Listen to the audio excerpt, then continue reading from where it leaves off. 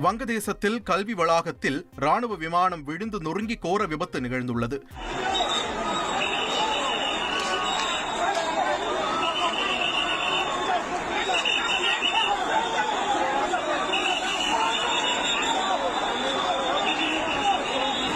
டாக்காவில் F-7 BGI என்ற ராணுவ விமானம் புறப்பட்ட சிறிது நேரத்திலேயே தியாபாரி பகுதியில் உள்ள கல்வி வளாகத்தில் விழுந்து நொறுங்கி தீப்பிடித்து எரிந்தது.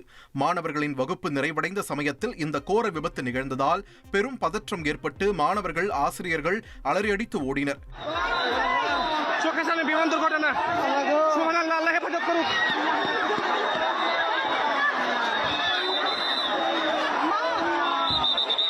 குறிப்பாக விபத்து நடந்த பகுதி முழுவதும் கடும் புகை மூட்டம் நிலவியது.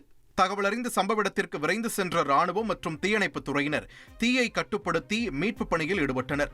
விமான விபத்தில் விமானத்தை இயக்கிய பைலட் உயிரிழந்ததாக கூறப்படும் நிலையில் 15ற்கும் மேற்பட்டோர் உயிரிழந்துள்ளதாக தகவல்கள் தெரிவிக்கின்றன. மக்கள் நெருக்கம் அதிகம் இருந்த பகுதி என்பதால் உயிரிழப்புகள் அதிகரிக்கலாம் என்றே அஞ்சப்படுகிறது.